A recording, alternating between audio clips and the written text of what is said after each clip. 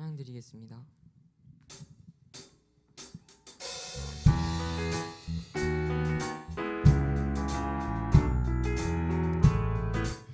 우리 찬양할 때 서로 축복하는 마음으로 찬양하시면 좋겠습니다.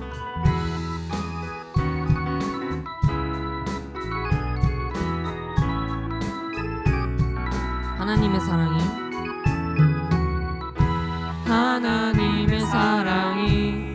당신의 삶 가운데 가득하기를 축복합니다.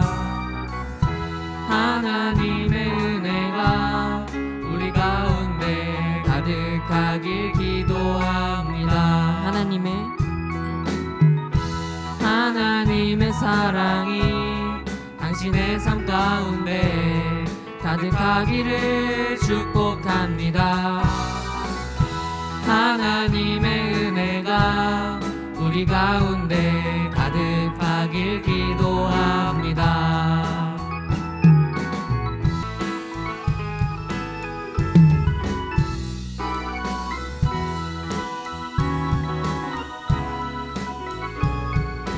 하나님의 사랑이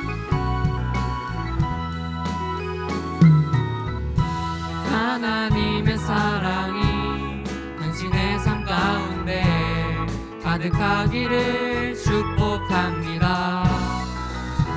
하나님의 은혜가 우리 가운데 가득하길 기도합니다. 가득하길 기도합니다. 가득하길 기도합니다.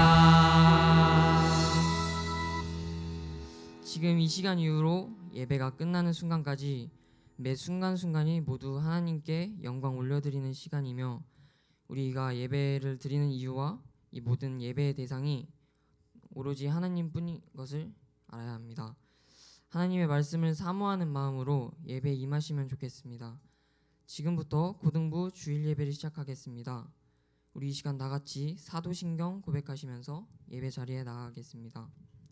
전능하사 천지를 만드신 하나님 아버지를 내가 믿사오며 그 외아들 우리 주 예수 그리스도를 믿사오니 이는 성령으로 잉태하사 동정녀 마리아에게 나시고 본디오 빌라도에게 고난을 받으사 십자가에 못 박혀 죽으시고 장사한 지 4일 만에 죽은 자 가운데서 다시 살아나시며 하늘에 오르사 전능하신 하나님 편에 앉아 계시다가 저리로서 산자와 죽은 자를 심판하러 오시리라. 성령을 믿사오며 거룩한 공회와 성도가 서로 교통하는 것과 죄를 사하여 주시는 것과 몸이 다시 사는 것과 영원히 사는 것을 믿사옵나이다. 아멘. 내 모든 삶이 주 안에 있는 것을 기쁨으로 찬양하면서 내 모든 삶의 행동 주 안에 찬양하겠습니다.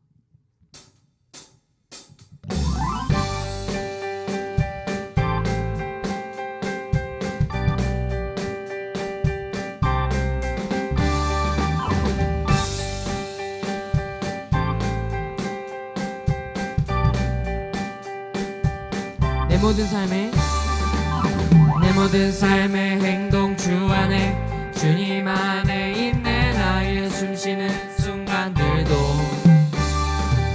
내 모든 삶의 걸음 주 안에 내 길도 주 안에 나의 숨쉬는 순간들도 Saying la la la la la la la la la la la la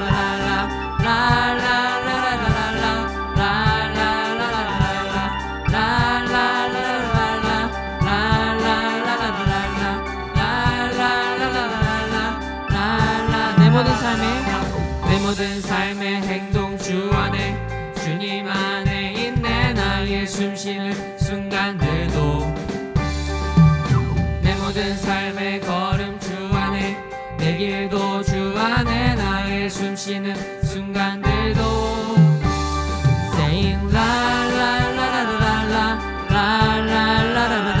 la la la la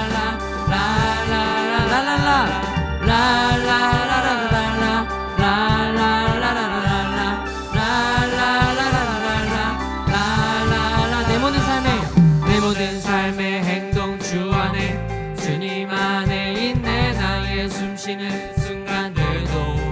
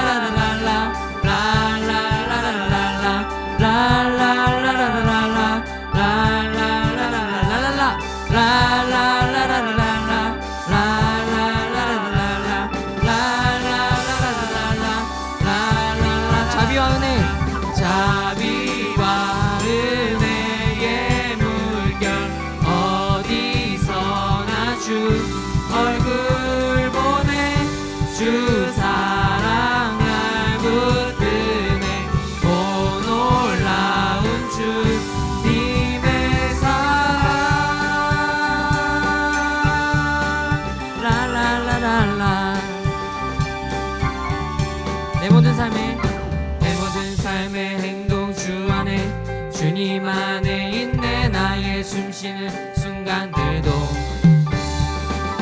내 모든 삶의 걸음 주 안에 내 길도 주 안에 나의 숨쉬는 순간들도 Saying la la la la la la la la la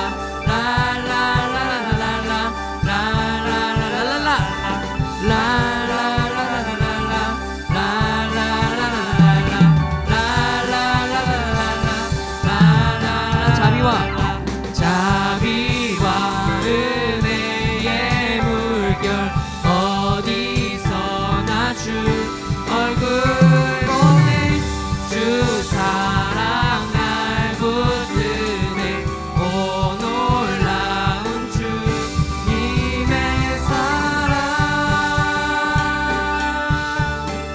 라라라라라 우리 목소리로 찬양합시다 라라라 라라라라라라 라라라라라라 라라라라라라 라라라 더 큰 소리로 라라라 라라라라라라 라라라라라라 라라라라라라 라라 다시 한 번 더 라라라 라라라라라라 라라라라라라 라라라라라라 라라라 다시 한 번 더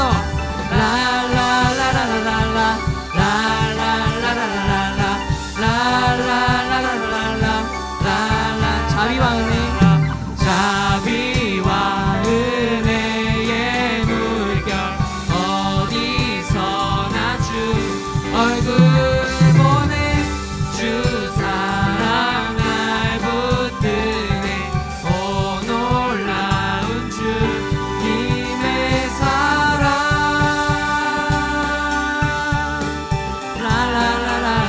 라라라라라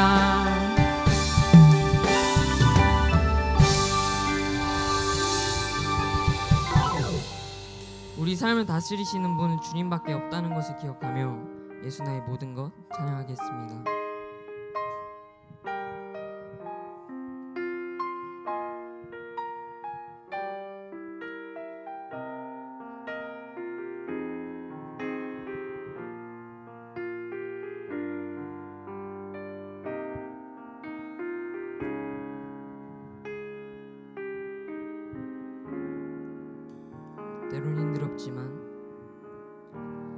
때론 힘들었지만 나의 정한 이 길을 후회하지 않아요. 예수의 십자가가 그의 흘린 보혈이 나를 사로잡았죠.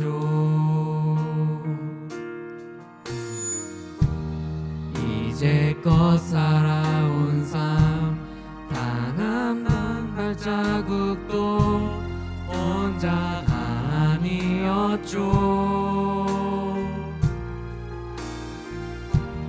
단 1분 1초도 나를 향한 눈동자 쉬지 않으셨죠.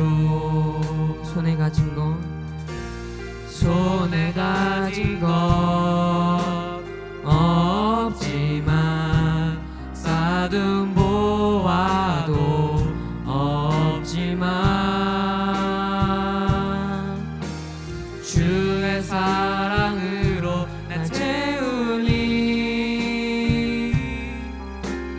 난 만족하네.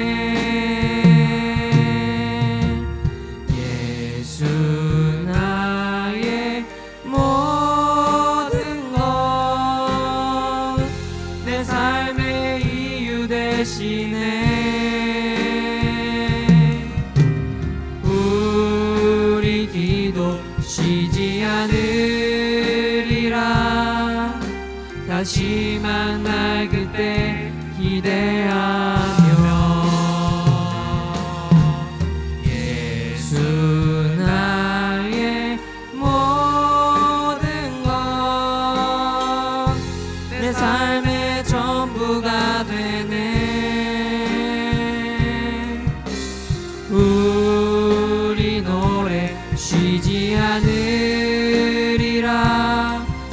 다시 올 그날을 기대하며 손에 가진 것 없지만 쌓둔 보화도 없지만 주의 사랑으로 날 채우니 난 만족하네.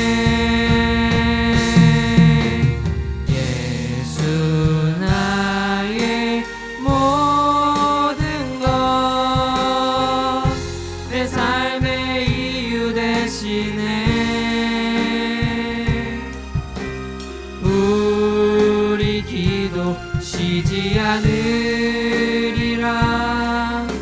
다시 만날 그때 기대하며 예수 나의 모든 것 내 삶의 전부가 되네.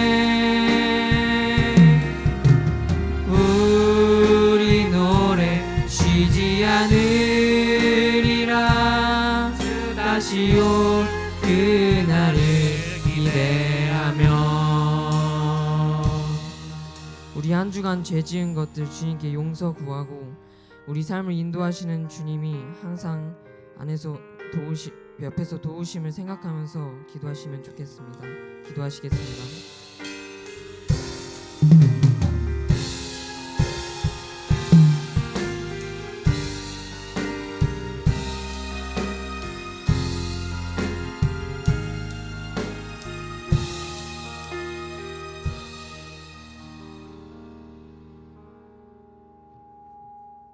하나님 아버지, 오늘도 이른 아침에 교회에 나와서 예배 드릴 수 있게 해주셔서 감사합니다. 아직 많이 힘든 상황 가운데 있는데 하루빨리 나아질 수 있도록 도와주시고 지켜주세요. 말씀 전하시는 석현진 강도사님께 은혜 내려주시고 이번 한 주간도 감사하며 살게 해주세요. 예수님 이름으로 기도드렸습니다.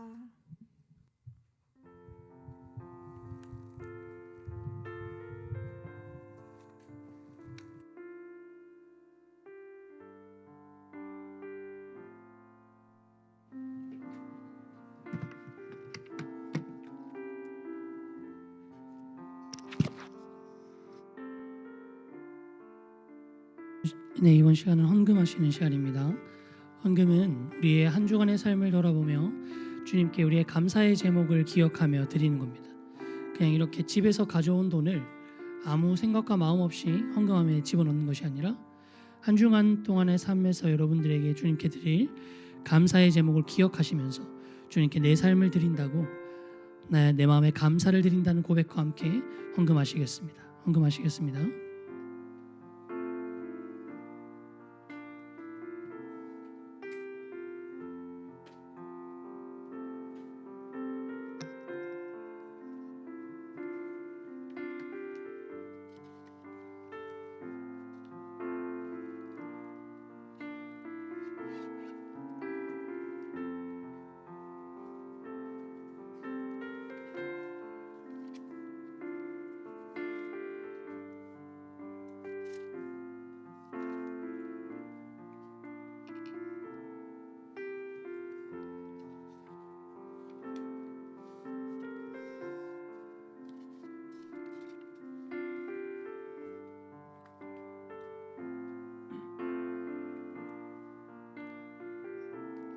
이제 모두 자리에 일어서셔서 이렇게 손을 올려드리고 손을 이렇게 들고 주님께 우리 삶을 받아달라고 우리의 한 주간의 감사를 받아달라는 마음을 담아서 함께 찬양하겠습니다.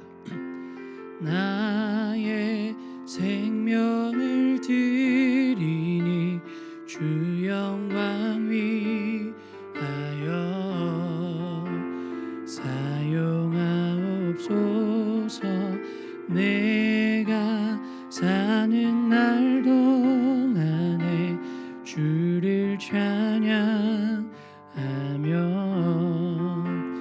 기쁨의 제물 되리. 나를 받아주 시간 자리에 앉으시겠습니다. 네, 오늘 말씀은 에스라서 7장 7에서 10절 말씀과 27에서 28절 말씀 이렇게 띄어서 나눠서 읽을 거예요. 오늘 에스라서 7장 7에서 10절 말씀과 27에서 28절 말씀을 읽겠습니다. 구약성경 719페이지에 있습니다. 구약성경 719페이지.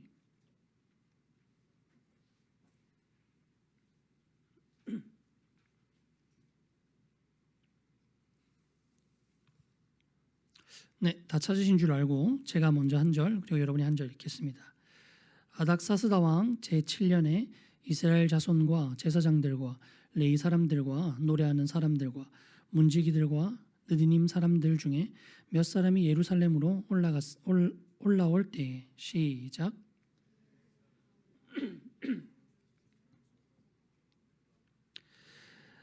첫째 달 초하루에 바벨론에서 길을 떠났고 하나님의 선한 손에 도우심을 입어 다섯째 달 초하루에 예루살렘에 이르니라. 시작.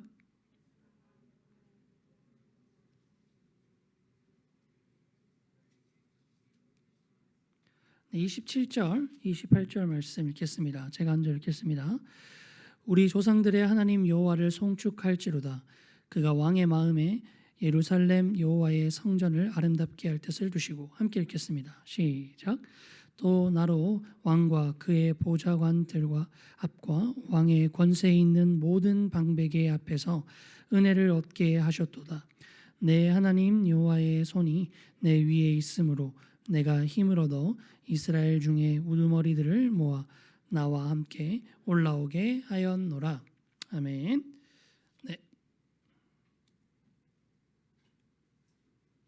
네, 오늘은 새로운 시작이라는 말씀을 가지고 한번 이야기를 한번 해보려고 합니다. PPT 컬러가 바뀌었죠? 새로운 시작이라는 제목과 맞춰서 컬러도 한번 새롭게 한번 해봤습니다. 말씀 노트를 펴시고 말씀 노트를 필기하면서 들으면 좋을 것 같아요. 제가 사실은 그 고등부 사무실에서 시간을 보낼 때가 좀 있는데 여러분들이 이렇게 말씀 노트 한 걸 한 번씩 봐요. 이번 주에 한 3명 걸 봤는데 약간 감동받았어. 어떤 친구는 내가 설교한 거를 더 넘어서 뭐 찾아봤나 봐요. 막 지도까지 막 그리고 뭐 이렇게 한 친구들도 있더라고. 말씀 노트 열심히 필기하면서 여러분들 이 은혜의 시간에 많은 것들을 얻어가는 시간이었으면 좋겠습니다. 지난주 우리가 어떤 설교인지 혹시 기억나나요, 여러분? 지난주에 우리가 어떠한 설교를 했냐면 우리가 인생에서 언덕 하나를 잘 넘어온 거 그걸 할 것인가, 그 언덕 다 넘고 나서 더 중요한 것은 다음 스텝을 어떻게 준비할 것인가, 그거를 생각하는 것이 더 중요한 것이다라는 이야기를 했습니다. 많은 사람들이 그래서 어려울 때는 하나님을 찾지만 그 어려움이 정작 해결되고 나면, 그 어려움을 잘 극복하고 나면 하나님에 대한 생각을 잘 안 하게 된다라는 얘기를 했죠. 힘들 때 하나님한테 도와주세요라고 기도를 막 하다가 하나님과 함께 그 언덕을 잘 넘고 나면 이제 하나님은 머릿속에서 사라진 그런 상황이 많이 된다라고 얘기를 했습니다. 그래서 신자가 진짜 신앙을 갖고 있다는 게 뭐냐, 그리고 신자가 내 삶을 하나님이 인도하신다라는 고백이 무엇이냐, 그것은 바로 내 삶을 인도하신 하나님께 감사 올려드리는 것. 하나님, 제가 힘들 때만 기도하는 게 아니라 이 언덕을 잘 넘어올 수 있었다는 것, 이 문제를 잘 해결할 수 있었다는 것이 하나님이 저를 인도하셔서 그런 겁니다 라고 감사와 고백을 올려드리는 것. 어떻게 보면 신자의 삶의 하이라이트가 그 일을 잘 해결한 게 아니라 잘 해결한 일 뒤에 하나님께 감사와 영광을 올려드리는 것에 있었다라는 얘기를 했죠. 그러면서 우리가 영상 봤던 거 기억나죠? 지난주에 그분이 이천주라는 사람인데 그분 영상을 봤던 것 같습니다. 자, 잠 깨고 설교 시작하기 5분 전에 오는 거는 여러분들이 자겠다고 마음먹은 거라 그랬죠. 잠 깨고 설교 한번 잘 들어봅시다. 앞에 있으면 여러분 졸고 안 졸고 다 보여요. 그리고 제가 지금 최근에는 여러분들이 기말고사 준비한 친구도 있었고 시험 친 친구가 있을 것 같아가지고 내가 이렇게 마음이 좀 약해져가지고 했는데, 전 초등 2부 할 때도 좋은 은혜 있으면 깨웠어요. 거기 뒤에서 세 번째 일어나세요 이렇게 깨웠단 말이죠. 시험 끝났다고 알고 있어요. 잠 깨시고 지적합니다. 진짜 나 자면. 자, 깨서 이왕 보내는 시간 여러분 그냥 흘려보내지 말고 귀하게 많이 얻어갔으면 좋겠어요. 그렇게 하느냐에 따라 달려있다고 했습니다. 왜 그게 중요하냐면 여러분, 우리가 전투에서는 이길지라도 전쟁에서 패배하면 안 되기 때문이라고 얘기를 했어요. 여러분 이렇게 전쟁을 하잖아요. 전쟁을 하다 보면 몇 번의 전투가 그 전쟁 안에 있을까요? 전쟁이 한두 번의 전투로 끝나지 않는다는 겁니다. 여기서 본 친구는 아마 아무도 없을 거예요. 하지만 선생님들 중에서 본 사람이 있을 수도 있겠어요. 몇 년 전에 이제 세간을 아주 뜨겁게 만들었던 유명한 미드가 있죠. 그게 왕좌의 게임이라는 미드가 있습니다. 제가 그거 되게 좋아하거든요. 보지 마세요. 여러분들 보면 안 되는 거예요. 미성년자 관람 불가입니다. 근데 그 내용이 어떤 거냐면 막 치열하게 전투를 하는 게 있는데 거기서 보면 어떠한 처음에 모두가 주인공이라고 착각했던 어떠한 사람이 전투에서 계속 이겨요. 기가 막힌 전술을 발휘해서 막 열세에 있는데도 불구하고 계속 역전해서 이겨나갑니다. 그래서 마치 승기를 다 잡은 것처럼 보여요. 그런데 이렇게 피해 결혼식이라는 어떠한 사건 하나 때문에 모두 다 몰살당해서 죽거든요. 전투 몇 번을 이긴 것은 사실 아무것도 중요한 게 아니라는 거죠. 전쟁에서 패하고 나면 이겼던 전투들은 왜 이렇게 전투에서 이겼는데 패배할 수밖에 없을까라는 사례 분석의 재료만 될 뿐이지 아무런 의미도 갖고 있지 않기 때문입니다. 우리의 인생을 전체적인 그림으로 봤을 때 우리가 한두 번의 전투를 잘 수행해 나가는 것이 중요한 것이 아니라 인생의 전반을 승리하는 인생으로 살아가는 것이 훨씬 중요하다라는 이야기를 했던 것이죠. 자, 그렇다면 하나의 언덕을 잘 넘은 이스라엘 백성들이 이제 새로운 출발을 어떻게 준비하고 있는가? 새로운 출발점에서 그들이 무엇을 하고 있는가를 오늘 본문을 통해서 조금 살펴보면서 우리가 한번 이런저런 이야기들을 해보면 그리고 여러분들이 많은 것들을 얻어가면 좋을 것 같아요. 여러분들이 한 학기를 끝냈습니다. 거의 다 한 학기를 끝내고 시험이 다 마무리된 상태겠죠. 그래서 이 새로운 한 학기를 어떻게 준비할 것인가? 시험을 잘 친 친구도 있을 거고 시험을 못 친 친구도 있을 건데 그게 중요한 게 아니라 제가 지금 처제랑 살고 있거든요. 처제랑 아내랑 같이 살고 있어요. 제 처제가 딱 20살입니다. 수능을 작년에 쳤고 올해 이제 개인적인 이유로 이제 재수를 하고 있어요. 공부 잘합니다. 공부 엄청 잘해요. 그 대학을 가고 왜 재수를 하나 싶을 정도로 하는데 처제가 했던 명언이 있어요.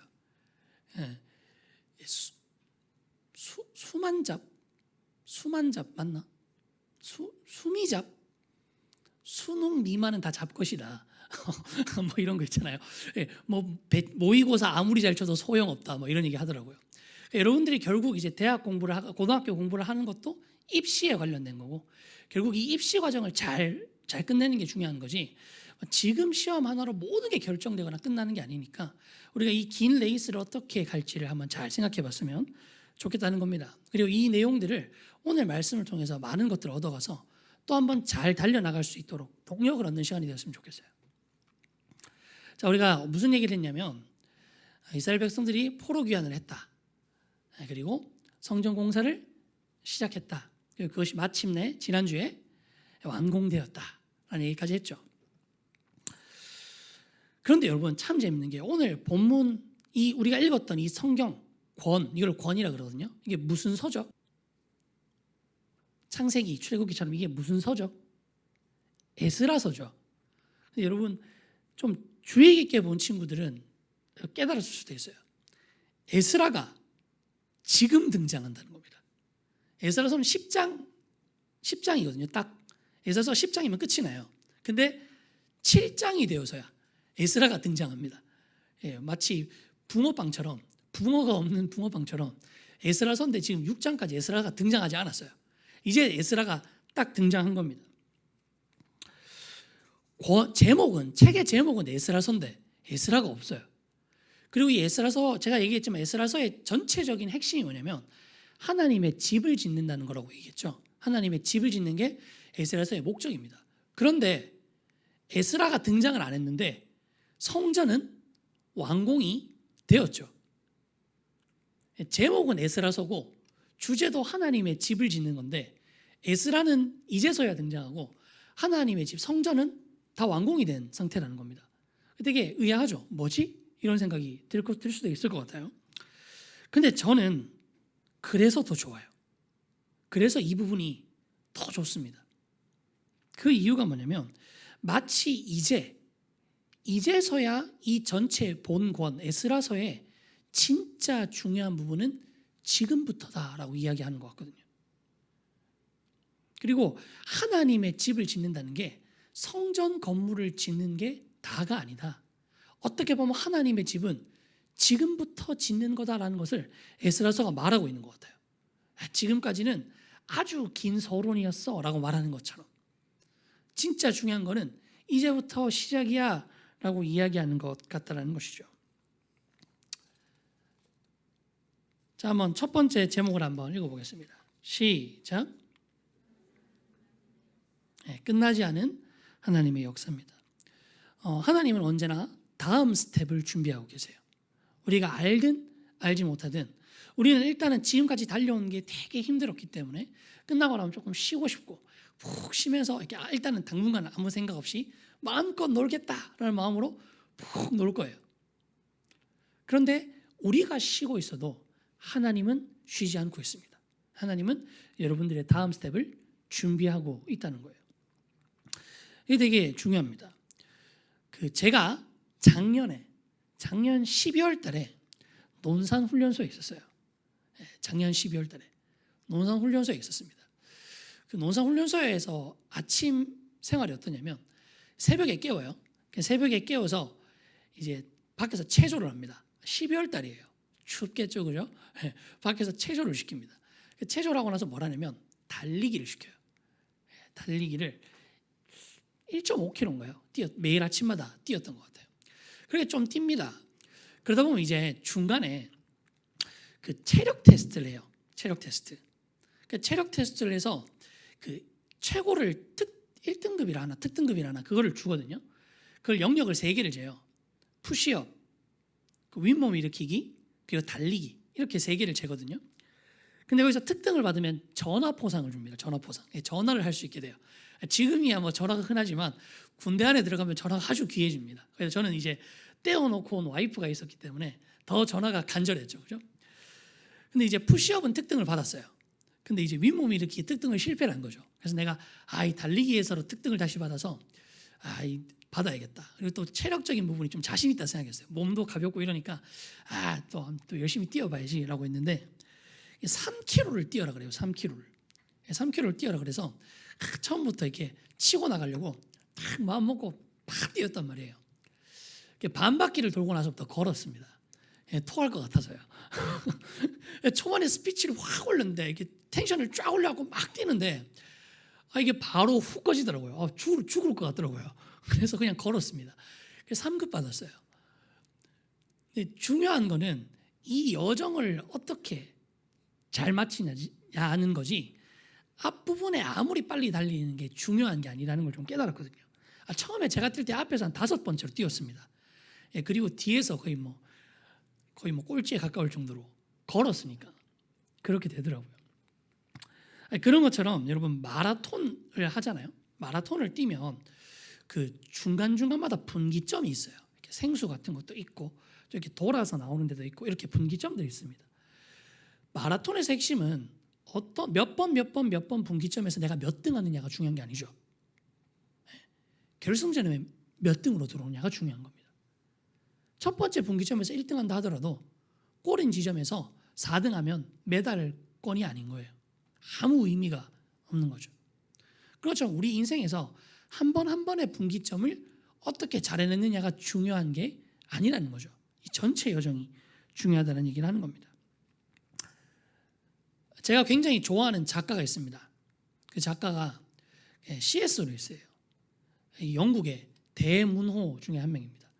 그러니까 이분이 쓴 글을 안 익숙할 수 있는데 여러분에게는 그나마 제일 대중적으로 많이 알려진 글이 나니아 연대기를 쓰신 분이에요. 이분이 나니아 연대기를 쓴 분이고 반지의 제왕 본 사람 자신 있게 들어줘요. 고맙습니다. 반지의 제왕을 쓴 사람이 J.R. 돌킨이죠. J.R. 톨킨이랑 이 C.S. 루이스가 베스트 프렌드입니다. 실제로 이 둘이 한 방에서 등을 맞대고 이렇게 등지고 서로 글을 썼어요. 그래서 이제 하나 웃긴 게 반지의 제왕에 보면 이렇게 나무 나오거든요. 돌멩이 던지는 나무가 나와요. 그 나무의 목소리를 돌킨이 뭘 생각했냐면 C.S. 루이스가 잘 때 코 고는 소리를 모티브로 그 나무의 목소리를 이렇게 컨셉을 지었다고 합니다. 여담이고, 제가 C.S. 루이스를 되게 좋아하는 이유는 굉장히 글을 잘 쓰는데 이 사람의 모든 포인트가 기독교적인 글을 쓰는 거예요. 그래서 나니아 연대기 영화를 본 친구가 혹시 너무 어렸을 때 봐서 아무 생각 없이 봤다면 다시 한번 봐보세요. 나니아 연대기는 대놓고 성경 얘기입니다. 나니아 연대기는 그냥 성경이에요. 성경을 우화로 바꿔놓은 게 나니아 연대기입니다. 혹시 뭐 기억날지 모르겠지만 그 나니아 연대기의 주인공이 사자잖아요. 사자. 그 사자가 둘째 남자애가 저지른 잘못을 대신 치러서 죽임을 당합니다. 마녀의 세력들한테 조롱받고 막 손가락질 받아가면서 죽임을 당해요. 그 죽임을 당하고 나서 그 죽임을 당했던 돌제단이 반으로 쫙 쪼갈라지거든요. 예수 그리스도께서 우리 죄를 위하여 죽어주시고 그 지성소의 회막이 위에서부터 아래로 탁 찢어졌다는 걸 그대로 모티브하거든요. 그래서 이게 마지막 나니아 연대기 3에 가면 새벽 출정호의 항해라는 내용에 가면 뭐가 나오냐면 그 주인공이 이 사자랑 헤어지잖아요. 아슬란이랑 헤어져서 막 슬프다 하면서 막 헤어지려고 그러는데 아슬란이 뭐라 그러냐면 여기는 마법 동물의 나라니까 내가 이 모습으로 있는 거라고. 너희의 세상에는 내가 다른 모습으로 너희와 함께 있었다고. 이 얘기를 합니다. 동물의 세계니까 아슬란이 사자로 있었다는 거고 너희의 세계에서는 사람의 모습으로 내가 거기에 갔다. 뭐 이런 얘기겠죠. 그래서 대놓고 이제 성경의 얘기를 모티브로 합니다. 이분의 책을 읽으면 좀 가볍게 가벼운 소설이라든지 가벼운 이야기 같은 느낌으로 좋은 기독교적인 통찰을 얻을 수 있어요. 그 중에서 제가 오늘 하고 싶은 좀 드리고 싶은 책 추천 이달의 추천 도서가 바로 이 책이에요. 스크루테이프의 편지라는 책입니다. 그리고 C.S. 루이스 책의 가장 장점은 뭐냐면요. 원래 책들이 이렇게 양장본이라고 겉에 두껍게 이렇게 돼가지고 굵게 나오잖아요. 책 한 권 막 싼 게 12,000원, 18,000원 이렇게 팔잖아요. 근데 C.S. 루이스 책은요. 얇게 아주 얇은 종이로 돼가지고 손에 들고 다니는 핸드북 사이즈로 만들어요. 굉장히 저렴하게. 그래서 한 5,000원, 4,000원, 5,000원으로 들고 다니면서 읽을 수 있는 그런 에디션들을 다 냅니다. 거의 C.S. 루이스가 만들었던 기독교 책계 거의 대부분이 그렇게 나와요. 그래서 이거 강추. 이거 한번 읽어보세요. 이거 재밌습니다. 설명만 살짝 해주면 내용이 어떤 거냐면 악마 조카가 자기 악마 삼촌한테 편지를 쓰는 내용이에요. 그러니까 내용이 다 편지예요. 편지가 한 여러 개가 묶여 있거든요.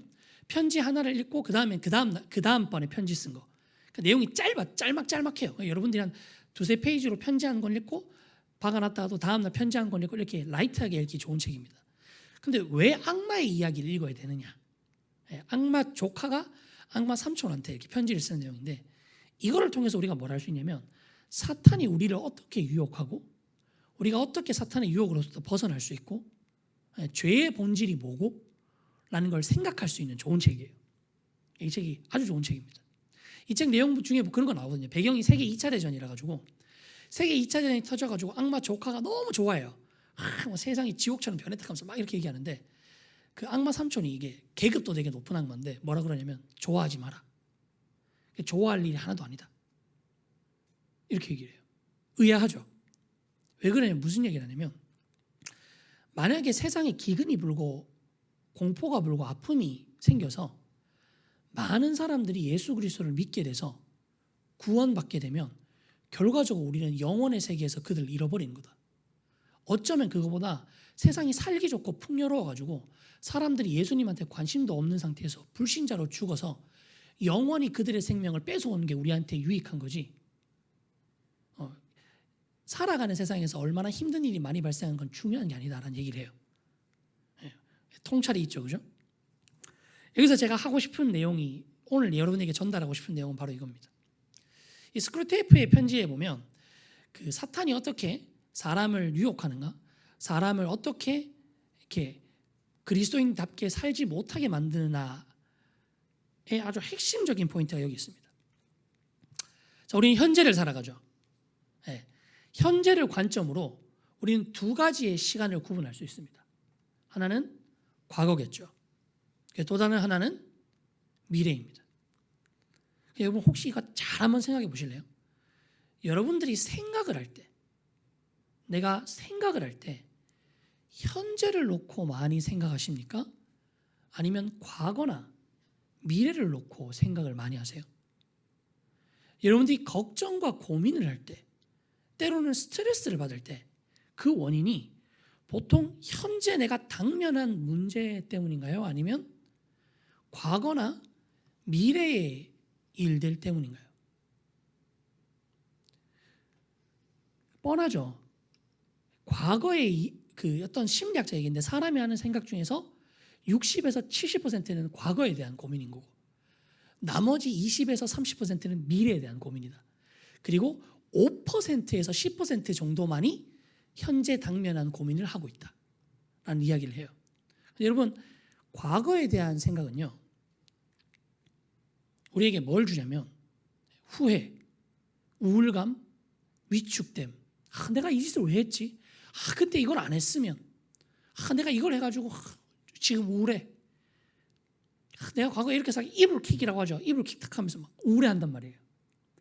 근데 이 과거를 생각하는 것에 아주 우리가 놓치고 있는 중요한 게 뭐냐면 그러한 고민이 과거를 바꾸는데 이만큼도 영향력이 없다는 겁니다.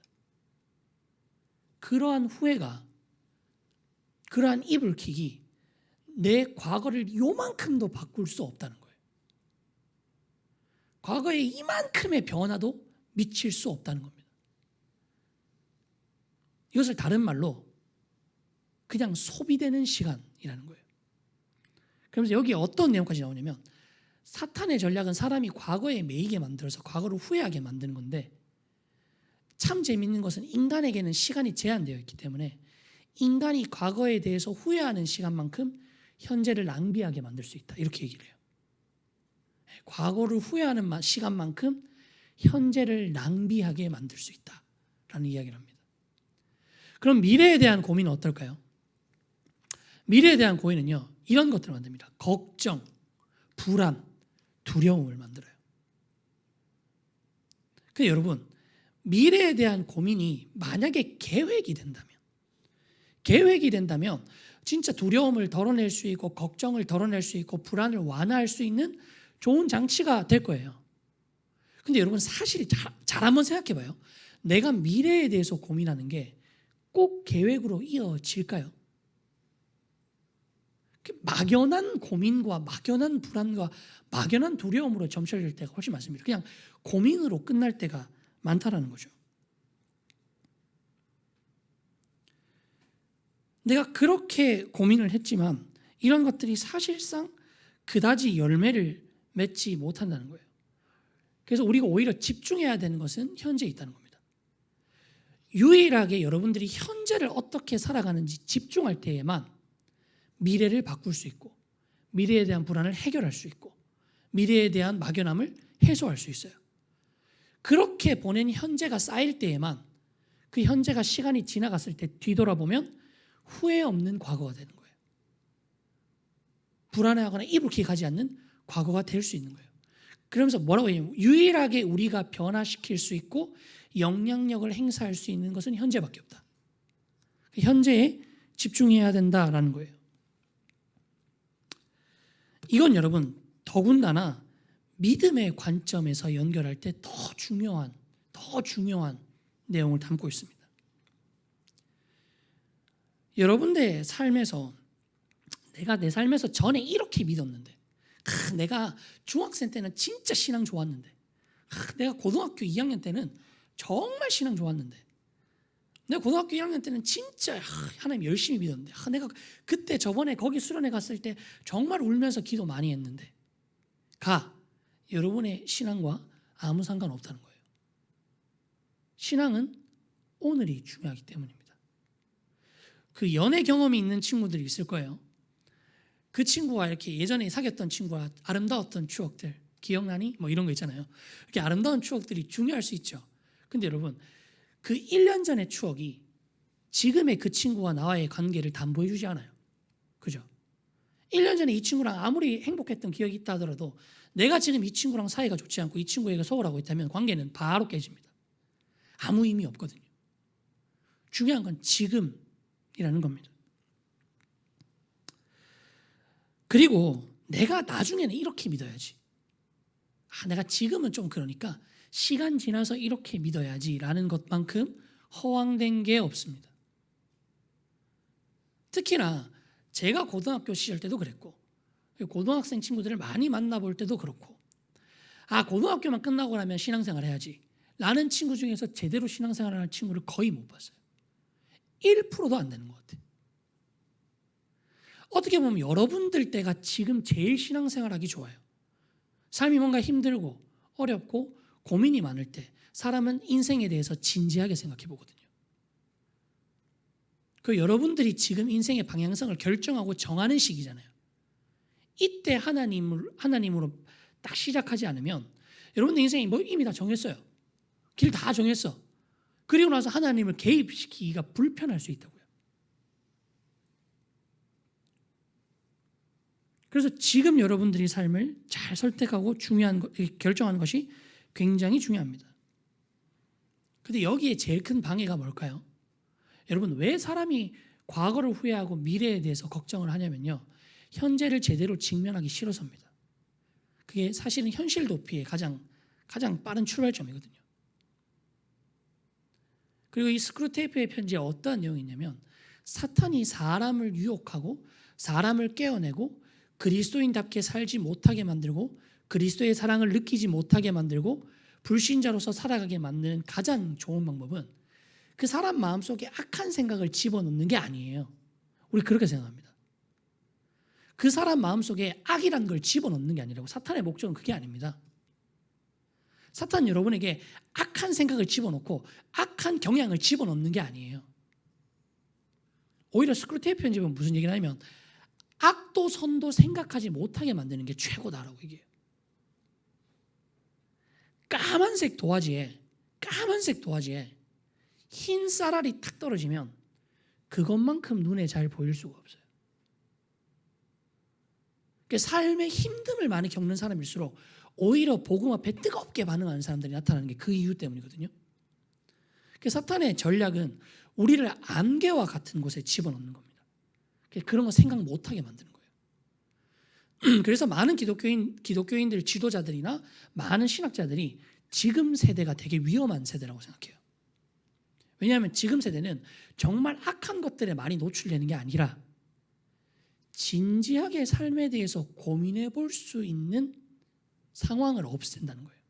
그냥 멍하게 흐리멍텅하게 시간을 흘려보내기 좋은 세대로 만든다는 거예요. 우리에게 유혹거리들 뭐가 있을까요? 술, 담배, 클럽, 성행위. 이 모든 것들의 특징이 뭔지 아세요? 이것을 하면서 진지하게 복음에 대해서 고민하기 불편하다는 겁니다. 이것을 하면서 삶에 대해서 그다지 진지한 고민을 하지 않는다는 거예요. 이렇게 얘기하면 그렇구나. 하지만 나는 거리 먼 얘기. 하지만 여러분 이걸 좀 더 일상의 영역으로 가져오면 여러분 아주 무서운, 제가 보기에는 술, 담배 이런 것보다 훨씬 무서운, 그리고 훨씬 우리들의 삶에 밀접한, 그리고 우리가 경계해야 되는, 날마다 마주치는 제일 위험한 요소는 뭐냐면 재미입니다. 재미. 과거에는 사람들이 의미를 찾았는데 요즘에 사람들이 재미없으면 안 해요. 되게 무서운 걸 수 있거든요. 여러분들 지금 좀 살아가면서 좀 느꼈을 거예요. 재미가 여러분의 삶과 별로 상관없다는 거. 재미가 여러분의 삶을 좋은 길로 인도해 주지 않는다는 거. 그래서 제가 여러분들에게 스마트폰을 분별력 있게 사용하라는 게, 여러분 5초 10초의 인터벌만 생기면 우리가 스마트폰을 쉽게 열어봐서 보잖아요.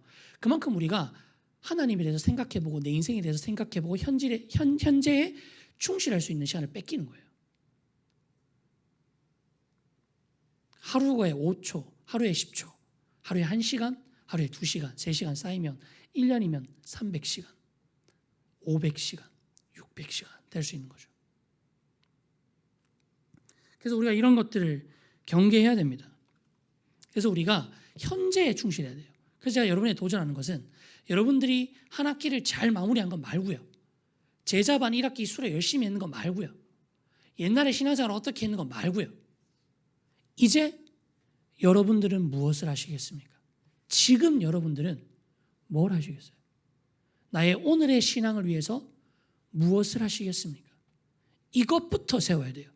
새 출발에서는 이것부터 수립해야 된다는 얘기입니다.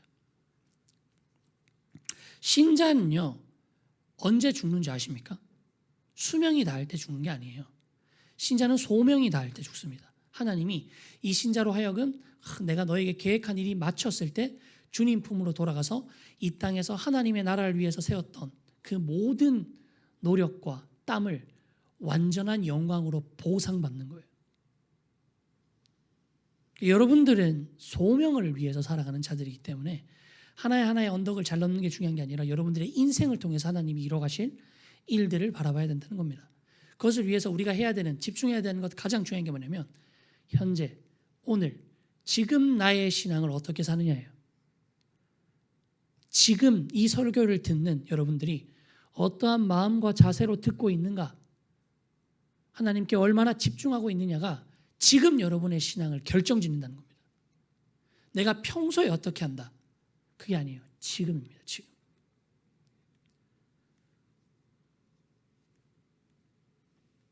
안 넘어가네요? 네. 파워포인트에 마우스 클릭이 안 돼 있나요? 네, 넘어가네요. 네. 다시 한번 두 번째 한번 읽어봅시다. 시작. 네. 그렇다면 하나님이 모든 걸 다 끝낸 것 같아요. 성전도 이제 막 짓고 다 끝난 것 같아. 근데 갑자기 에스라를 불러가지고 일으켜가지고 또다시 민족 대이동을 시켜요. 이렇게 하나님이 역사 가운데 큰일 하신다면 반드시 그 역사하심에는 목적이 있다는 겁니다. 그리고 이 에스라서에 에스라가 여기서 등장한다는 것, 그리고 하나님이 하나님을 집을 짓는다는 그 역사하심에 어떻게 보면 자 이제부터 진짜 시작이다라는 부분이 여기서 있다는 것에 우리가 집중해야 돼요. 왜냐하면 하나님의 집을 세운다는 것은요, 외관적이고 환경적인 것을 떠나서요, 본격적인 사람 한 사람을 세우는 것에 있기 때문입니다. 거룩한 그의 백성을 세우는 게 진짜 하나님의 집을 세우는 거예요. 여러분, 사실상 온 우주가 하나님 겁니다. 하나님 다 지으셨어요. 하나님이 섭리하지 않으면 우주는 움직일 수 없어요. 근데 하나님이 건물 하나 더 짓는 게 중요하시겠습니까? 아니거든요. 하나님의 나라는 하나님의 백성으로부터 시작되는 것입니다. 그렇기 때문에 하나님은 진짜 하나님의 나라를 세우기 위해서 그 백성을 세우는 작업을 본격적으로 시작해요. 그래서 오늘 본문에 에스라를 일으켜서 뭘 하시냐면 하나님의 백성을 세우는 작업을 하십니다. 에스라가 하는 일은 그거예요. 사실은 스룹바벨은 성전을 세우거든요. 그죠? 느헤미야는 성벽을 세워요. 에스라는 뭘 했죠? 특별한 거 없어요. 근데 에스라가 한 일이 어쩌면 가장 중요한 일이라는 겁니다. 어쩌면 여러분, 한국 교회도 그리고 여러분들이 지금 다니고 있는 이 고등부도 이곳에서 만약에 여러분들이 하나님 나라를 되게 추상적으로 듣고 하나님 나라가 뭔데요? 천국이 뭔데요? 제가 계속 반복하는 게 천국이 여기 있다라고 얘기를 하잖아요. 천국이 바로 이 땅에 임한 교회다라고 얘기하는데 천국이 이런 곳이면 그다지 안 가고 싶은데요. 뭐 이런 생각이 들거나 그다지 여기가 막 그렇게 좋다고 느껴지지 않거나 그리고 내가 정말 천국에 사는 사람 같이 느껴지지 않거나 내가 최고의 진리를 소유한 자라고 그렇게 느껴지지 못하고 그렇게 살아가지 못하는 이유의 핵심은요, 환경이 갖추어져 있지 않아서가 아니고요, 제도가 제대로 서 있지 않아서가 아니고요, 내 주변에 사람들이 문제가 있어서가 아니라 어쩌면 나 자신이 하나님의 백성으로 바르게 세워지지 않아서일 수 있습니다. 시스템은 충분해요. 여러분들은 역사상 교회가 존재했던 그 어떤 시대보다 더 완벽한 시스템의 교회에서 다니고 계십니다. 모든 것들은 넘치도록 채워져 있어요. 넘치도록 채워져 있어요. 불과 여러분 40-50년 전만 하더라도요, 말씀을 전해주는 목사님이 너무 없어가지고 애기 메고 머리에 보찜이고 2시간, 3시간을 걸어서 설교 말씀 들으러 왔다는 겁니다. 지금은 스마트폰으로 들고 다니면서 막 지구 반대편에 있는 세계 최고의 목사님 설교를 들을 수 있는 세대예요. 어떻게 보면 내가 변화되면 모든 것이 변화될 수 있습니다. 제가 이거를 작년에 느꼈어요. 제가 작년에 어떤 일이 있었냐면 제가 사역에 슬럼프가 한번 왔습니다. 작년에 여름 때. 그래서 사역을 쉬고 싶다. 좀 내려놓고 그냥 쉬고 싶다. 라는 생각이 정말 강하게 물밀듯 밀려왔어요. 이렇게 막 여러 가지 문제가 복잡하게 얽히고 설켜졌고 제가 이제 사회복무요원을 하게 되면서 제가 주 7일 근무합니다. 근로기준법이 없어요, 저는. 그래서 보통 사람이 이제 여러분들은 금요일 날 학교 딱 끝나고 나면 되게 기쁠 거잖아요. 학원 끝나고 나면 기쁘잖아. 토요일 주일 쉬니까. 저는 그 기쁨을 상실한 지가 좀 됐어요. 금요일 날도 기쁘지 않고 주일 저녁도 기쁘지 않아요. 어차피 내일은 출근이기 때문에. 저는 공휴일 전날만 기쁩니다. 그렇게 삶을 살아가는데 그게 너무 지치고 저를 옥죄어오고 너무 많은 일들이 주어지고 이런 것 같아서 되게 슬럼프가 드는 거예요. 그리고 제가 사역하는 이 일에 대해서도 이게 진짜 의미가 있는 걸까? 설교를 일주일 내내 준비하고 나서 막 열심히 해도 애들 다 자는데 막 잘 안 듣는데 얘들이 변화되긴 변화되는 걸까? 은혜 받는 거 은혜 받는 걸까? 이게 얘들 인생에 도움이 되는 걸까? 막 이런 고민을 하면서 내가 지금 뭐 하고 있나라는 슬럼프가 굉장히 좀 강하게 왔어요. 근데 그때 제가 작년에 무슨 일이 있었냐면 제가 일본으로 단기 선교를 갔었습니다. 일본 단기 선교를 갔었어요. 제가 뒤늦게 합류를 했거든요. 사회복무요원 때문에 휴가가 그렇게 길게 안 나서 제가 사회복무요원의 금과 같은 휴가를 일본 단기 선교에 썼단 말이에요. 쓰고 갔단 말입니다. 근데 가면서 이제 혼자 중간에 갔기 때문에 그 픽업하러 오시는 목사님이 계시는 곳까지 혼자 기차를 타고 혼자 비행기를 타고 한 2-3시간, 4시간을 혼자 있었어요. 근데 그러면서 오랜만에 여유를 느끼면서 저는 이제 좀 진지하게 하나님한테 기도할 때는 쓰거든요. 제가 기도 노트가 있어요. 쓰면서 기도를 하는데 그래 기도를 하면서 제가 많이 채워지는 시간을 받았어요. 일본 단기 선교 그때 교토가 정말 더웠거든요. 36도, 7도인데 습도 10도 한 이 정도로 높고 그러니까 밖에 나가서 한 3걸음만 더 걸어도 땀이 줄줄줄 흐르는. 근데 거기다가 막 냉방이라도 똑바로 됩니까? 아니죠. 계속 걸어 다니고 버스 타고 다니고 이러니까 정말 땀도 많이 흘리고 그리고 하루는 밥을 먹고 나왔는데 비가 쏟아지는 거예요. 그래서 비 맞으면서 뛰었어요. 막 숙소까지. 근데 너무 행복했습니다. 너무 좋았어요. 너무 제가 채워지는 시간을 받았어요. 참 아이러니하죠. 지치고 힘들고 그래서 사역에 슬럼프가 왔는데 오히려 단기 선교로 가서 제가 더 힘들고 더 육체적으로는 더 바쁘고 더 힘들고 더 많은 걸 했는데 오히려 그곳에서 제가 잃어버렸던 신앙의 초심, 내가 왜 이 길에 들어섰는지 그리고 내가 하나님과 어떻게 살기를 소망했는지를 회복하니까 모든 것들이 다르게 보이는 거예요. 모든 것들이 달리 보이는 거예요. 그리고 내가 지금 이 일본 단기 선교에 같이 있는 이 멤버들이 진짜 하나님 나라의 천국 백성들이고 내가 이 사람들과 함께 사람들 눈에는 보이지 않지만 이 땅 가운데서 이 땅의 한쪽 구석에서 천국을 이뤄가고 있는 사역을 감당하고 있는 자구나. 하나님 나라를 이렇게 귀하게 쓰시는 자구나 라는 것들을 깨닫게 되는 시간이었어요. 상황이 바뀐 게 아무것도 없었어요.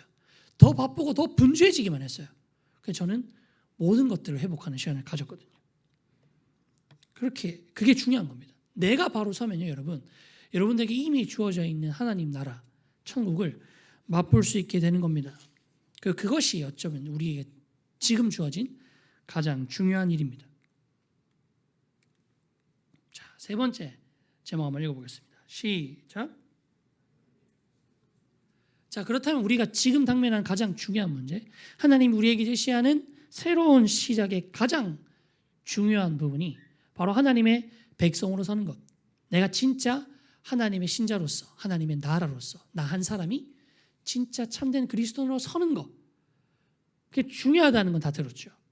그렇다면 어떻게 하면 설 수 있을까요? 어떻게 하면 우리가 하나님의 백성이 될 수 있을까요? 진짜 하나님의 나라로서 제대로 설 수 있을까요?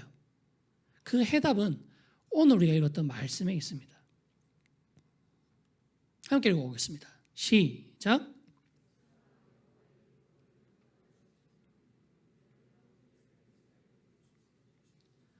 하나님이 왜 이 시국에 이 상황에 에스라를 불렀고, 그리고 그 에스라가 가장 먼저 결심하고 했던 일, 그 에스라가 돌아와서 이스라엘 백성에게 했던 일이 뭐냐면 바로 여호와의 율법을 연구하고 준행하며 율례와 규례를 이스라엘에게 가르치기로 결심했다는 겁니다. 여기에 모든 해답이 있어요. 첫 번째, 읽어볼까요? 시작. 율법을 연구했다는 겁니다. 두 번째는 뭘까요? 시작. 준행했다는 거예요. 세 번째는 시작. 율례와 규례를 가르쳤다는 겁니다. 이 세 가지가 나와요. 이 세 가지가 뭔지 하나하나 좀 구체적으로 보죠. 율법을 연구했다는 것은 여러분 단순히 그냥 귀로 흘려 듣는 것을 말하는 것이 아닙니다. 깊게 아는 거예요. 여러분 연구라는 단어를 어디다 쓰죠? 연구라는 단어를 썼어요. 연구라는. 그냥 율법을 듣는다, 율법을 읽는다가 아니라 연구라는 단어를 썼다고요. 깊이 알고 익히고 이 의미가 뭔지 곱씹고 상기하고 암기하고 내 것으로 만드는 것. 우리가 다른 일반 모든 지식들에 대해서는 이 정도의 공부를 하는 것에 대해서 편하게 생각해요. 근데 우리가 교회 생활을 길게 하고 신앙생활을 오래 했지만 하나님의 말씀을 연구하고 공부하고 깊게 알아가는 것에 대해서는 얼마나 시간을 투자하고 있는지, 얼마나 마음을 투자하고 있는지, 얼마나 기회를 잡으려고 애를 쓰는지, 그게 중요한 겁니다. 선포되는 말씀을 하나라도 놓칠세라 적고 기록하고 잊지 않기 위해서 상기하고, 이게 굉장히 중요한 겁니다. 중요한 거. 두 번째는 준행했다고 해요. 준행이 뭐냐면 그냥 말씀을 읽고 배우는 걸로 그치는 게 아니라, 사실은 여러분 이 준행이 말씀을 읽고 나서 다음 챕터로 준행하는 게 아니라 말씀을 진짜 깊게 연구한 신자들에게 자연스럽게 뒤따르는 거예요. 어쩜 우리가 말씀대로 살지 못하고 말씀이 내 삶을 지배하지 못하는 영역 중에 가장 큰 게 하나가 뭐냐면 내가 말씀의 지배를 받지 못하는 거예요. 말씀에 깊게 젖어 살지 못하기 때문입니다. 말씀으로 내 자신을 치고 깊게 의미를 보고 상기하고 내 삶을 비춰보고 이렇게 깊게 연구하면서 들어가는 것을 왜 이러죠? 화면 PPT 화면 띄워주세요. 제대로 하지 못하기 때문이에요. 그런 부분을 우리가 아주 중요하게 생각해야 됩니다. 그리고 여러분 준행한다는 거, 여러분 말씀을 따라 살아야 된다는 거, 말씀이 삶의 영역에서 나타나야 된다는 게 들으면 불편해요. 왜 불편하죠? 내 삶을 내가 잘 못 산다는 걸 알고 있기 때문이에요. 근데 여러분 이게 어떻게 보면 말씀을 준행한다는 것의 뜻을 잘못 알고 있는 거예요. 말씀을 준행한다는 건 여러분 도덕적이고 윤리적인 측면의 이야기가 아닙니다. 몇 가지의 이렇게 도덕적이고 선하게 살아야 되고 뭐 하면 안 되고 뭐 해야 되고를 얘기하는 게 아니라 내 삶의 가치관과 방향성을 말씀의 원리에 입각해서 세우고 따라가서 산다는 거예요. 여러분 내 삶의 방향성이 진짜 그리스도를 닮아가려고 살아가는 게 아니에요. 근데 몇 가지 규칙만 지켜요. 성경에서 제시하는. 이거를 두 글자로 뭐라 그런지 아십니까? 외식이라 그러는 거예요. 외식이라고. 내 삶의 방향성과 가치관이 진짜 복음대로 살아가는 것, 그리스도의 복음을 전해서 답 없고 소망 없이 살아가는 사람들에게 답과 소망을 주는 것, 인생이 왜 이렇게 힘든지 모르고 행복을 어디서부터 찾아야 될지 모르는 사람에게 그리스도의 복음을 제시하고 그 영혼을 살리고 구원에 이르게 하고 예수 그리스도를 만나게 하는 것, 그리고 이 땅 가운데 이미 임한 하나님 나라의 교회를 날마다 더 아름답게 세워나가고 그리스도의 말씀, 성경에 나와 있는 교회대로 아름답게 세워나가는 것에 내 삶을 투자하고 내 삶의 방향성을 거기로 이끌어 나가려고 하지 않으면요, 그렇게 하지 않으면서 교회에서 제시하는 몇 가지 원칙만 적당히 지켜나가면요, 그것을 두 글자로 외식이라고 그러는 겁니다. 내 삶의 방향성이 거기에 있을 때 우리가 참된 신자가 된다는 겁니다. 그리고 율례와 규례를 가르친다. 여기서 율례와 규례의 단어 뜻은요, 바로 갈대, 자를 얘기해요. 그 자가 뭐를 의미하면 기준입니다. 기준. 내 삶의 기준을 형성하는 것이 무엇인가라는 거죠. 이 모든 것들을 다 알고 분명하게 알아야 합니다. 그럼 얼마나 알아야 될까요? 얼마나 익혀야 될까요? 그게 중요하죠. 그걸 좀 알고 싶지 않습니까? 우리 얼마나 말씀을 연구하고 공부하고 배워야 될까요? 아유, 제가 지금까지 신앙생활하면서 매주마다 주일학교에서 배운 게 얼마 있는데 충분히 지금까지 많이 배웠습니다 라고 생각할 수 있을 것 같아요. 그러나 제가 기준을 정해드릴게요. 딱 명쾌하죠. 계속 답도 없이 계속 말씀 연구해라, 말씀 배워야 된다, 말씀 익혀야 된다 하는 게 아니라 기준을 딱 정해드리겠습니다. 그 기준이 뭐냐면요, 그냥 내 머릿속에 정확하진 않은데 추상적으로 복음의 내용이 이런 것 같아, 누가 말하면 그래 그거 맞지, 추상적으로 아는 정도면 되지 않습니다. 말씀을 어느 정도 알아야 되냐면요, 가르칠 수 있는 정도가 돼야 돼요. 누군가 여러분에게 복음에 대해서 물어본다면 복음을 제시하고 전할 수 있고, 그리고 누군가 여러분에게 믿음에 대해서 물음표를 던진다면 대답을 해주거나, 아니면 내가 대답해주기 너무 헤비한 질문이다 싶으면 강도사님이나 교역자분들한테 와서 물어보고 해답을 얻어가서 전하는 정도, 그 정도가 될 수 있는 정도가 기준입니다. 여러분, 그거는 목사님만 하는 거 아닙니까? 여러분, 전혀 아니에요. 초대 교회는 물론이고 인류 역사상 종교개혁 때를 시점으로 계속 발전해왔던 모든 기독교는요, 복음을 성도가 성도끼리 서로 가르쳤지, 목회자는 서로 가르치는 성도들을 위해서 더 전문적이고 더 심오한 지식을 전달해 준 사람이지, 목회자만이 성도들을 가르치는 직업이 아니었습니다. 제가 예전에도 한번 말씀드린 적이 있는 것 같아요. 여러분, 자녀의 신앙교육의 책임은 목회자에게 있습니까? 전혀 아니에요. 성경 보십시오. 성경에 자녀의 신앙교육의 책임은 부모에게 있다고 가르칩니다. 그 말이 뭐냐면 1차적으로 신앙교육은 가정에서 진행되는 거예요. 그 말은 뭐냐면 모든 신자가 내 자녀에게 복음의 내용이 뭔지를 체계적으로 전할 수 있는 수준의 신앙 수준을 갖춰야 된다는 얘기인 거예요. 예외함이 없어요. 모든 신자의 기본 소양입니다. 그러니까 내가 그 정도의 신앙이 없으면 어떻게 해야 될까요, 여러분? 내가 만약에 누군가에게 복음을 물어보면 복음을 제 유치한 수준이 아니라 정말 깊이 있게 상대방이 왜 내가 예수 그리스도를 영접해야 되는지에 대해서 가슴으로 납득하지 못하더라도 머릿속으로 정말 그런 설득력이 있는 것 같다라고 얘기할 수 있을 정도로 전하지 못한다면 어떻게 해야 될까요? 간단합니다, 여러분. 배우면 돼요. 배울 때인 겁니다. 여러분이 말씀을 배우고 말씀을 익히고 제자반을 하거나 복음을 가르치거나 설교 말씀을 막 전할 때 하나라도 놓칠세라 배우고 익혀야 되는 이유는 가르치기 위해서예요. 가르치기 위해서. 자, 여러분은 이제 말씀을 정리하겠습니다. 자, 여러분들 이제 새로운 시작 앞에 서 있습니다.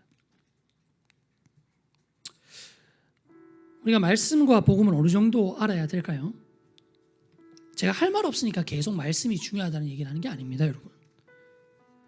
우리가 말씀과 복음을 배우고 익히고 연구하고 준행하는 목적이 우리가 방금 읽은 말씀에서 나왔어요. 누군가에게 전하는 만큼, 가르칠 만큼 알 수 있어야 됩니다. 그렇기 때문에 여러분들이 누군가를 가르치려고 하는 것이 동기가 되어서 배워야 돼요. 내가 누군가에게 제대로 가르칠 수 없을 때까지는 계속 배워야 된다는 겁니다. 준비되어 있지 못한다면 괜찮습니다. 배우십시오. 그러나 내가 준비되어 있지 않은 줄 알면서도 배우지 않는 것은 어쩌면 직무유기거나 어쩌면 내가 하나님 나라와 그리스도에게 관심이 없는 거예요. 그리고 만약에 나에게 그런 마음이 있다면 나의 신앙을 돌아봐야 됩니다. 내가 정말 그리스도를 믿는 자인가? 복음을 어느 정도 알아야 될까요? 여러분들이 추갈못, 깨말못 이런 얘기 하죠. 축구 좀 자신 있는 친구들 막 지금 FA 시장이 어떻고 이런 거 빠삭하게 다 합니다. 어떤 게임 되게 잘하는 친구들 어떤 티어가 어떻고 이런 거 미드탑이 어떻고 정글이 어떻고 다 합니다. 근데 왜 복음은 그 정도로 알아도 된다고 생각하죠? 여러분의 인생에서 가장 중요하다라고 말하고 내 인생을 이것 때문에 산다라고 말하면서 왜 복음은 그 정도 알아도 된다고 생각하죠? 그럴 리가 없습니다. 여러분. 우리는 복음을 제대로 알아야 됩니다. 그렇기 때문에 이 주일학교 이 시간에 여러분이 배우고 익히는 것이 얼마나 중요한 일인지 한번 생각해 봐야 돼요. 여러분은 삶의 출발점에 놓여 있습니다. 그러니까 여러분, 이때 여러분들이 복음으로 여러분의 삶을 결정하는 것과 조금 벗어난 것 같은 길을 선택하는 것, 지금 보기에는 그렇게 큰 차이가 없어 보일 수 있어요. 그러니까 여러분, 각도기의 각도가 이만큼 차이 난다고 칩시다. 이 둘 사이의 거리가 얼마나 돼 보이십니까? 1cm? 2cm? 근데 이 상태로 1km를 간다고 생각해 보십시오. 이 방향으로 1km를 가면요, 이 지점과 이 지점의 끝은 서로 보이지도 않을 만큼의 차이를 만들 겁니다. 새로운 시작 앞에서 여러분들은 무엇을 가장 먼저 세우기를 원하십니까? 여러분들은 무엇을 회복하기를 원하십니까? 주님의 말씀을 알고 그리스도의 복음을 알고 그것으로 내 삶을 세우고 계획하고 방향성을 설정하는 것이 될 때 여러분들은 시험이라는 몇 개의 전투에서 이기고 인생이라는 가장 긴 전쟁에서 패배하는 사람이 아니에요. 한평생 그리스도의 성전으로서 이 땅을 밝히는 빛으로서 살아가는 전쟁에서 승리하는 자가 될 것입니다. 이제 우리 오늘 말씀을 기억하며 은혜로 가는 설명을 나가겠습니다.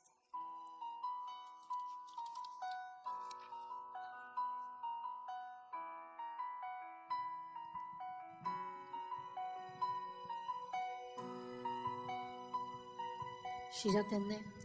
시작됐네. 우리 주님의 능력이 나의 삶을 다스리고 새롭게 하네. 자유 안에 자유 안에 죄와 사망으로부터 나의 삶은 변하구나. 충만한 은혜로다 은혜로다 주의 은혜 한량없는 주의 은혜 은혜로다 주의 은혜 변함없는 신실하신 주의 우리 이 시간 기도합시다. 여러분 기도할 때 내가 이번 언덕을 넘고 나서 새로운 출발을 무엇으로 시작할 것인지를 결단했으면 좋겠어요.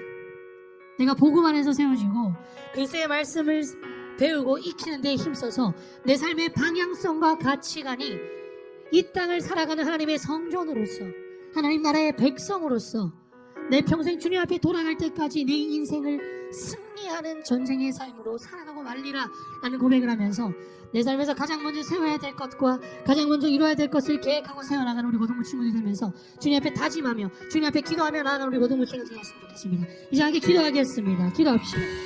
사임하신 하나님,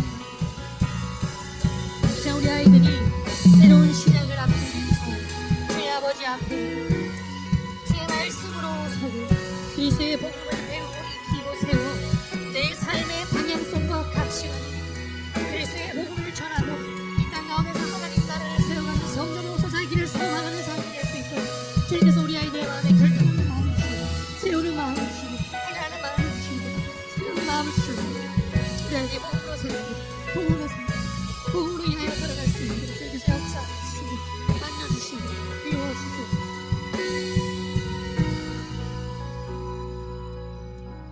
사임하신 하나님 아버지,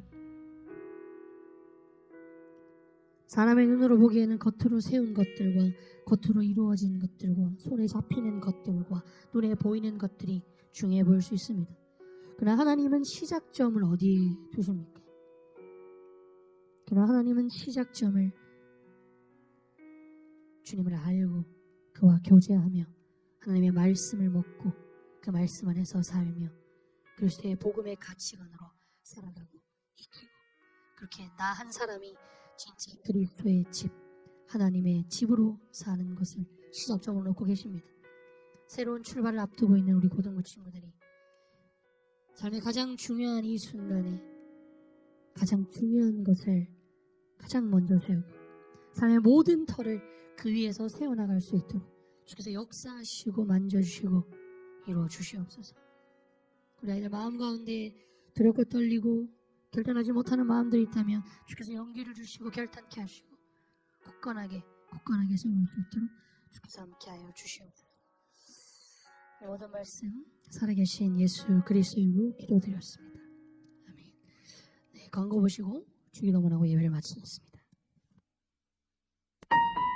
꿈과 사랑과 행복이 넘치는 와우리 교회 고등부 교회 소식입니다. 와우리 교회 고등부 예배 시간은 8시 50분부터입니다. 교회에 오면 친구들과 반갑게 샬롬으로 인사해주세요. 2부 분반 성경 공부는 없습니다. 말씀 노트를 배부합니다. 예배 시간에 받은 은혜를 메모하고 기억하며 삶에 깊이 적용하는 고등부가 됩시다. 코로나19 확산 방지를 위해 마스크를 반드시 착용해주세요. 표시된 좌석에 앉아 사회적 거리두기에 동참해주세요. 꿈과 사랑과 행복이 넘치는 와우리 교회 고등부에서 전해드렸습니다. 네, 주기도문 하기 전에 오늘 전예린 친구가 처음으로 교회에 나왔습니다. 혹시 자리에서 한번 일어서 주실래요? 예린 친구 어디 있죠? 전예린 친구. 우리 환영의 박수. 네, 뻘쭘하게 안 할게요. 자리 앉아주시고 예배 마치고 강로사님 보고 가요. 예린 친구 알았죠? 네, 알겠습니다. 네, 주기도문 하시고 예배 마치겠습니다. 하늘에 계신 우리 아버지여, 이름이 거룩히 여김을 받으시오며 나라에 임하옵시며 뜻이 하늘에서 이루어진 것 같이 땅에서도 이루어지이다. 오늘날 우리에게 일용할 양식을 주옵시고 우리가 우리에게 죄 지은 자를 사하여 준 것 같이 우리 죄를 사하여 주옵시고 우리를 시험에 들게 하지 마옵시고 다만 악에서 구하옵소서. 대개 나라와 권세와 영광이 아버지께 영원히 있사옵나이다. 아멘.